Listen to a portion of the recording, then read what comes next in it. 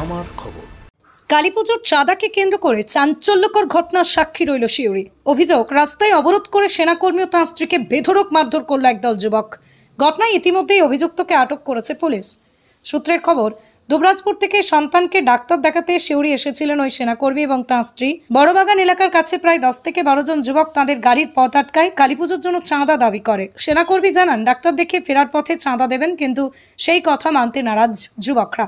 এরপরই শুরু হয় বাগবিতণ্ডা। অভিযোগ, রাস্তার মাঝেই সেনাকর্মীকে ফেলে বেধড়ক মারধর করা হয়, এমনকি তাঁর স্ত্রীকেও ছেড়ে দেওয়া হয়নি। খবর পেয়ে শিউরি থানার পুলিশ দ্রুত ঘটনাস্থলে পৌঁছে দম্পতিকে উদ্ধার করে। পুলিশ সূত্রে জানা যায়, ঘটনাস্থল থেকে এক যুবককে আটক করা হয়েছে এবং তাকে জিজ্ঞাসাবাদ করা হয়েছে। পাশাপাশি সেনাকর্মীর পক্ষ থেকে শিউরি থানায় লিখিত অভিযোগ দায়েরের 80265 দেখাতে নিয়ে এসেছি, দিয়ে এখানে চাঁদা তোলার জন্য সবাই দাঁড়িয়ে ছিল। প্রথমে দুটো ছেলে এলো, নিয়ে বলছে চাঁদা দেওয়ার জন্য। বললাম যে বাচ্চাটাই দেখে আসি, আমরা এই পথে ফিরবো, আমি চাঁদা দিয়ে দেবো। তখন ও বলছে না, যাওয়া হবে না। তখন বললো ভাই আসি, এসে আমি দেখে, তখন আমার ওকে ছেলে সাথে বলছে বাচ্চাটার উপরে বাচ্চাটাকে মারছে, তাই মনে করলো ওরা।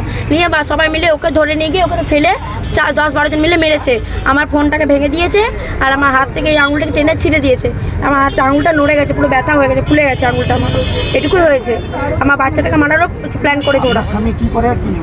আমার স্বামী ইন্ডিয়ান আর্মিতে আছে, ছুটিতে এসেছে। আমার বাচ্চাটার অন্নপ্রাশন ছিল, পরশুদিন অন্নপ্রাশন হয়েছে, এই জন্য এসেছে।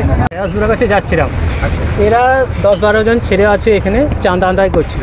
আমরা বললাম যে এসে পড়ে দিচ্ছি, এই রাস্তা দিয়েই যাবো। তোরা একজন গাড়ির আগে দাঁড়িয়ে গেল, ওরা না যেতে দেবো না, আমি ওকে সরিয়ে দিচ্ছিলাম। আরও 2-4 জন এসে পড়ে ছোটো বাচ্চাকে হাত তুললে কেন, আমরা হাত তুলিনি, আমি এসে পড়ে দেবো। ওই নিয়ে 2-একটা কথা হলো।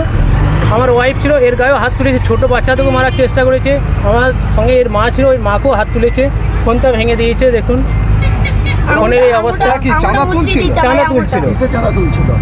জানি না কি পুজোর জন্য চাঁদা তুলছিল। কালী পুজো 12-13 জন ছিল।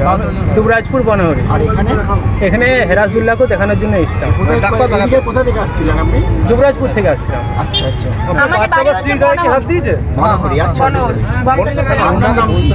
আমার নাম গোপীনাথ, আমি আর্মিতে আছি।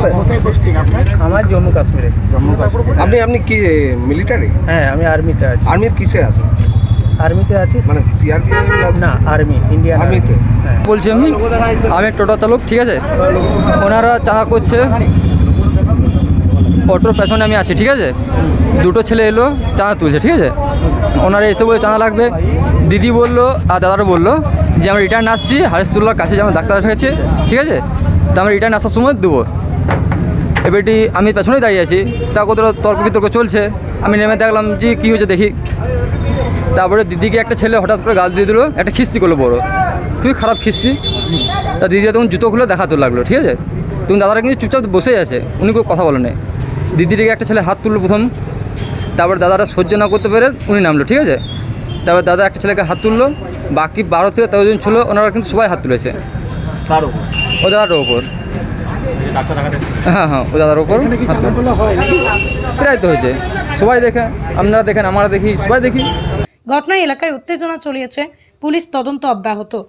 শান্তিনিকেতন গোয়ালপাড়া তালতর রোডে তৈরি হয়েছে অত্যাধুনিক পরিষেবা সম্পন্ন একটি ইংরেজি মাধ্যম স্কুল, কলেজ গুরুকুল শান্তিনিকেতন। স্কুলে রয়েছে smart classroom, activity based learning, NEET ও আইআইটি জেইই প্রস্তুতি, অলিম্পিয়াডের প্রস্তুতি, ইনডোর স্টেডিয়াম এবং ট্রেন্ড ফ্যাকাল্টিজ।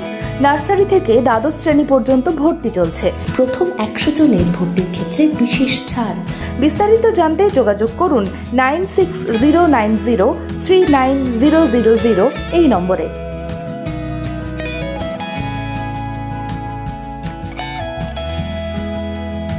দেখতে চোখ রাখুন আমাদের ফেসবুক ও ইউটিউব চ্যানেলে।